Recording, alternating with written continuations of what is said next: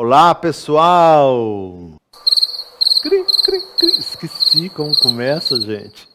Mentira, tô brincando, é só para criar suspense.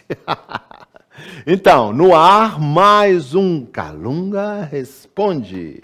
Eu, Marcos Leão, minha voz do além. E aí, pessoal, estamos aí mais uma vez. E várias outras vezes. E o Calunga, que como eu digo, deve estar por aí. Daqui a pouco ele vai conversar conosco. Gente, eu não me lembro mais, que eu sou péssimo de memória, mas é o seguinte, teve um desses Calunga Responde aí, quando a gente vai falar programa Calunga Responde, outros programas, põe Calungas Responde, não tem nada a ver não, é Calunga Responde, né? É porque é o título, né? Não, sabe por quê? Eu lembro quando eu trabalhava na editora, aí eu falei assim, o livro Legião. Aí a pessoa assim, eu quero levar 2 Legião. Aí tinha gente que falava assim, eu quero levar 2 Legiões. Aí eu brincava assim, não, esse título a gente não tem, não. É só o Legião. Bobagem. Mas olha só, então eu fiz uma bagunça danada com uns ditos populares, né? Eu fui falar agora que Inês é morta, eu matei Mateus, eu arrumei uma confusão. E aí, no final, eu falei, quer saber? É isso aí mesmo e ponto, né? Mas aí teve algumas pessoas mandaram para mim assim, Marcos, o certo é, quem pariu Mateus, que embale. Falei, tá, quem pariu Mateus, que embale, né? É responsabilidade de quem deu a luz ao Mateus. A voz da lei está quase caindo da cadeira de tanto rir aqui. Pois bem, eu não me contentei com isso, com essa explicação, né? E fui saber se era verdade isso que ela me disse. Se era Inês, Mateus, quem é que tinha morrido e quem é que tinha que balançar o berço. E aí... Sabe o que eu descobri? Nem eu, nem essa pessoa estamos certos.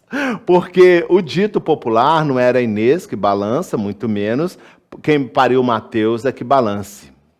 Não. Sabe como é que é o dito popular certinho, gente?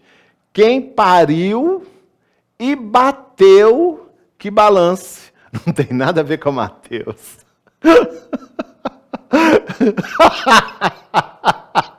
Mas quando eu li, eu falei, gente, mas não tem nada a ver com Mateus. Onde que Mateus entra nessa história? Não tem Mateus nenhum, gente. É quem pariu e bateu, que balance. E tem uma outra versão ainda, que é assim, quem pariu os maus teus, que balance.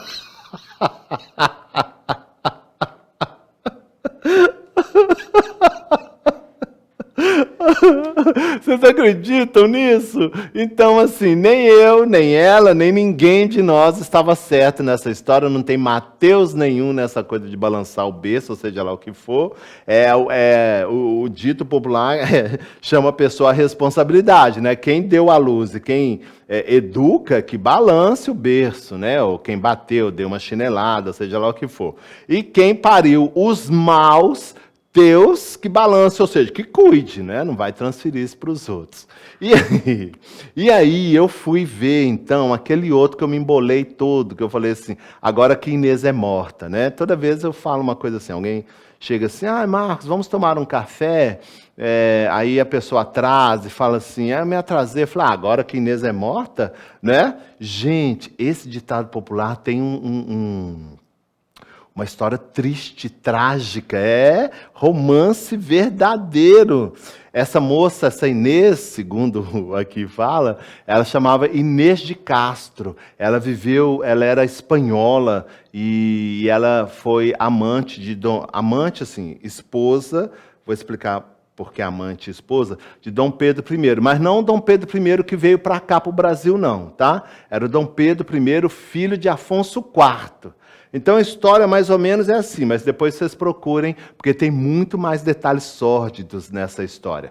O que acontece? Esse Afonso IV tinha um único filho, esse Dom Pedro I, e ele queria casar esse Dom Pedro I com a dona Constança Manuel, que era uma nobre espanhola, porque eles objetivavam juntar o reino de Portugal estava nascendo e eles viviam em guerra com a Espanha. Então, casando o Dom Pedro I com essa nobre, né?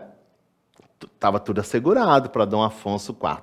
Porém, meu filho, junto com aquela comitiva que geralmente vinha, né, as damas de honra, aquela coisa toda, vem a Dona Inês de Castro, que era acompanhante dessa que era a candidata real a se casar com Dom Pedro I, que também era de família nobre, mas também não era tão rica quanto a outra. E tinha uma versão assim meio que velada com a coroa espanhola, apesar de ser espanhola. E aí, quando Dom Pedro olhou para Inês de Castro olhou para Dom Pedro I, pronto. Fogo e pólvora, fogo e povo. Fogo e pólvora e fogo, né? Os dois se enamoraram e o Dom Afonso IV virou o bicho. Não, você vai ter que casar com a Constança, com a casa de Constança, que é mais poderosa. E Dom Pedro falando, não, eu vou me casar com a Inês de Castro. Sabe o que o Dom Afonso fez? Pegou, meu filho, essa Inês de Castro e mandou ela para fora, exilou ela de Portugal. Sabe o que Dom Pedro I fez? Montou na mula e foi atrás dela. E casou com ela secretamente, teve 3 filhos. E trouxe essa mulher de novo para morar em Portugal, numa quinta que eles passaram a chamar Quinta das Lágrimas, que eu vou explicar para você por que chama Quinta das Lágrimas. Dom Afonso enlouqueceu, ficou doido, porque os projetos dele foi por terra abaixo, né? E aí, o que ele fez? Aquele povo vivia em guerra, né? Mandou o Dom Pedro I para uma guerra. Vai lutar numa guerra lá. E aí, quando ele foi, meu filho, esse Dom Afonso pegou 3 fidalgos, falou assim, vai lá e mata a Inês de Castro. E os filhos dela também, mata todo mundo. E aí, matou, degolou a Dona Inês de Castro, lá na quinta, por isso que passou a chamar Quinta das Lágrimas, entenderam? E aí o que acontece? Quando Dom Pedro I voltou, ele enlouqueceu. Cadê minha esposa? Morreu. Mas todo mundo sabia que Dom Afonso é que tinha mandado matar a esposa. Aí, Dom Pedro, então, ficou de boa, ficou na dele, porque sabia que o pai dele ia morrer, que ele ia herdar o trono e que ia ser a vez dele. Não deu outra. Dom Afonso morreu, ele se tornou rei de Portugal, falou assim, cadê aqueles homens que mataram a minha esposa? Aí foram a carta desses caras, nobres, tudo fugindo. Pegou todos, meu filho, montou um banquete com todos os nobres da corte, todo mundo lá. Falou assim, agora enquanto eu saboreio aqui, os seus corações vão ser arrancados do peito de vocês, com vocês vivos. Mandou engenheiros da época construir uma máquina para fazer isso. Com eles vivos, arrancou o coração deles com eles vivos. E trouxe o cadáver da Inês de Castro, porque ela tinha casado com ele secretamente, para que todos os súditos beijassem a mão dela. Depois, ele enterrou a Inês de Castro no mausoléu condizente a uma rainha de Portugal. Por isso que é o ditado, agora que Inês é morta, ela vira rainha. Não é doido isso? Quando eu comecei a ler isso, eu falei, gente, parece uma coisa assim, um folhetim de romance mediúnico, né? Zíbia Gasparetto. Mas é isso, é desse episódio, né, burlesco, violento, romântico, passado numa corte, aliás, nas 2 cortes mais poderosas da época. Portugal estava nascendo, mas a Espanha era uma potência na época, né? Dona Inês de Castro, uma nobre que se apaixonou pelo Dom Pedro I e que teve um fim trágico na mão de Dom Afonso IV, pai de Dom Pedro I. Certo? Gente, agora eu falo que esses povos eram muito doidos. O sujeito mandou fazer uma máquina, imagina, eu queria até ver como é que é essa máquina, para arrancar o coração dos caras com eles vivos, pelas costas. É muito doido. Quando eu fui a Toledo, eu fui no Museu da Inquisição, eu falei com os meninos aqui, gente, eu me senti na Disney. Então tá aí, não tem Mateus nenhum, tá? Ninguém balançou o beijo de Mateus, que ele não existe. E vocês sabem agora, toda vez que vocês forem falar, agora que Inês é morta, a história desse processo todo. Dito isso, desse banho de sangue, que eu duvido que Calunga venha aqui agora, eu vou me preparar para recebê-lo. Ele deve estar higienizando o ambiente. Ai, Deus.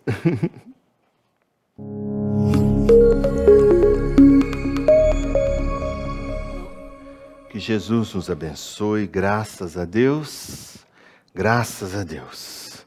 É uma alegria estar com vocês nesses dias da semana em que nós aprofundamos ainda mais o nosso intercâmbio e podemos trocar informações, aprender mutuamente, mas, acima de tudo, apresentar a veracidade dos ditos apresentados pela doutrina dos espíritos ou pela própria espiritualidade, de que a continuidade da vida é uma verdade, que as apresentações físicas, do espírito encarnado são momentâneas, têm uma durabilidade finita, mas a alma não tem, o espírito não tem.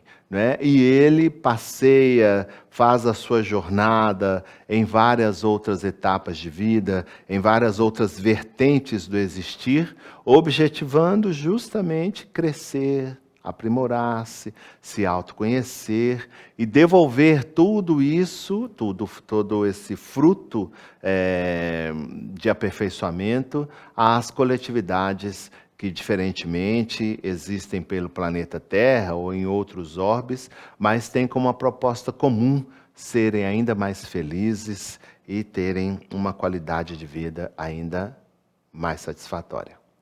Que Jesus nos abençoe, graças a Deus. Graças a Deus, Calunga. Hoje vamos fazer a pergunta de Wellington Soares da Costa. Ele gostaria de saber um pouco mais sobre as zonas de libração, que é citado no livro do Robson e Ângelo Inácio como zona de transição entre as dimensões. Um exemplo disso seria o espaço em que transita os dados da internet. E eu vou acrescentar uma outra pergunta. Essa zona de libração afeta o mundo da matéria? Como que afeta? As várias nuances das faixas vibracionais, energéticas, por assim dizer, elas se intercomunicam, trocam informações, se interagem e se transformam, se adequando constantemente às necessidades do orbe, da ambiência na qual elas estão, onde elas se sedimentam, por assim dizer. Existem vou falar isso de uma maneira didática, até mesmo para que tenha uma maior facilidade de compreensão. Essas faixas, elas se interagem, se interligam, não é? Mas, tanto essa como essa, elas têm características próprias, porque elas se movimentam em ambiências próprias. Então, essa aqui tem determinados elementos que essa aqui talvez não tenha, porque não há a necessidade nessa ambiência ou desses recursos para a própria subsistência e existência dessas correntes energéticas. E aqui, dentro desses dois universos, nós vamos ter todo um amontoado, um ajuntamento de realidades de vida que vão se nutrir e vão modificar essas estruturas ao infinito para que as possibilidades dessa existência atinjam o objetivo para o qual elas foram criadas. Então, aqui nós temos um quanto de energia se modificando, se especializando, se autonutrindo, se transformando, mas sempre numa estrutura inerente à necessidade do existir desse espaço. Aqui, por esse mesmo ângulo, a coisa também semelhante. estão então aqui ambas interagindo entre si numa circunstância diferenciada, com um propósito único: promover o progresso, o despertamento, a melhoria, a adequação, as possibilidades de troca, de intercâmbio, seja elas quais forem, né? E dentre esse espaço existe isso aqui, o éter, né? Elementos que têm uma compatibilidade tanto com esse, tanto para com esse, mas que também por si têm elementos próprios, porém, diferente desse, com características de assimilação muito mais avantajadas, dilatadas, porque vai existir um momento em que essas realidades, elas vão se aproximando e vão se interagir. E para essa interação ainda mais intensa, há necessidade desse elemento, por assim dizer, neutro, que possibilite essa ligação sem que haja uma repulsão. São dois elementos diferentes, com estruturas diferentes. Aliás, oriundas do mesmo elemento, porém com modificações distintas, obedecendo os objetivos para o qual eles foram criados. Mas à medida em que esse processo vai se adequando, esse espaço aqui vai oferecendo substâncias, coexistindo com essas duas realidades, permitindo então essa interatividade. Essa zona que é citada nos livros de Robson, ou esses espaços interdimensionais, muito obrigado, eles têm sim características distintas, e à medida em que esse processo vai se acentuando, ele vai então mesclando conteúdos de um e de outro. E didaticamente nós poderíamos dizer que nasce ali um terceiro elemento a partir de propriedades desse e desse outro conteúdo aqui. Nasce uma outra estrutura que certamente vai começar a vibrar, irradiar, sustentar uma adequação de existência. Como eu vou explicar para vocês? Que adequoe, que ambas, ou as duas realidades extrafísicas, ou faixas vibracionais, possam utilizá-las ao mesmo tempo. E aí sim, muitas das questões que vocês utilizam hoje, através do maquinário tecnológico que se movimenta rotineiramente, estacionam, se hospedam nesse espaço. E muitos dos elementos que nós utilizamos aqui na dimensão extrafísica, com as características tecnológicas, também. Daí, em alguns momentos, essa é uma das possibilidades disso tudo, novas tecnologias serem apresentadas a vocês encarnados, quase que imediatamente, sem até muito esforço de quem quer que queira desenvolvê-las, e elas vêm, porque esse recurso que se movimenta nessa faixa vibratória, ela obedece a uma questão de frequência e afinidade de busca. E ela é atraída por essa questão da frequência e afinidade a inteligências encarnadas, para que, se utilizando dessas informações, possa ter a possibilidade de materializar esses recursos entre vocês, da mesma forma que nós, também desencarnados, em alguns outros momentos, buscamos nessa faixa elementos que possam nos utilizar, podemos utilizar como meio de transporte, como aparelhos tecnológicos, como conteúdos que vão fomentar, inclusive, a estruturação de edificações das nossas cidades, ou seja lá o que for. Essas faixas que são intermediárias, por assim dizer, elas são em número quase que infinito, e existem muitas delas que são totalmente desconhecidas por nós, e que já se movimentam num nível um quanto mais tênue, ou como dizem aí na linguagem espírita, quintessenciada, não é?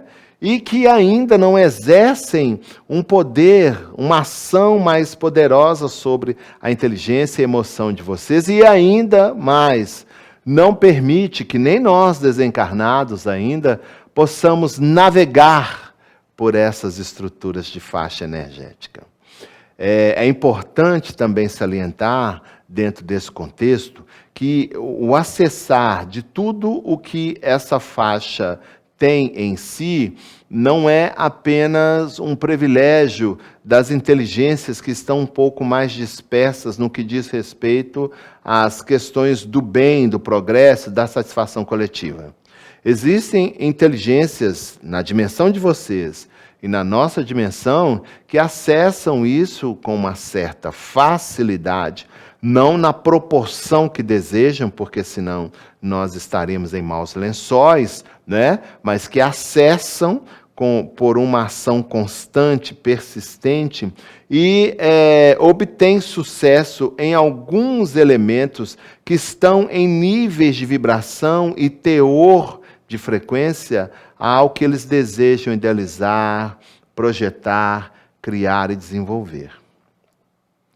O interessante também, para a gente dizer com relação a essas estruturas, é que todos, sem exceção, podem adentrar esse espaço, podem perceber essas nuances de faixas energéticas e podem usufruir de recursos.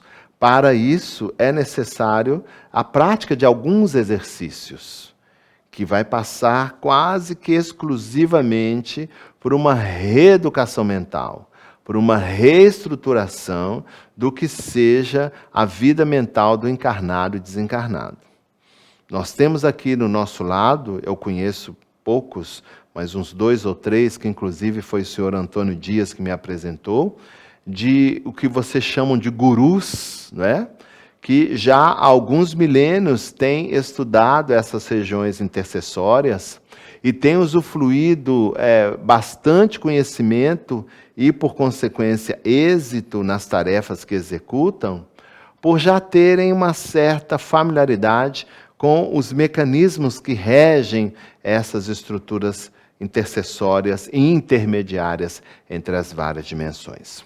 O fato é que não existiria possibilidade eminente de progresso se não existissem essas válvulas de escape, numa linguagem popular, né? Onde a troca entre essas outras realidades, que são tanto quanto mais definidas como a de vocês e a nossa, apesar da nossa ser mais etérea, mais volátil, mas ela é mais definida, se não houvesse esse espaço intercessório que promovesse essa troca e essa intercomunicação entre as existências, sejam elas pensantes ou não, na dimensão física ou na dimensão espiritual.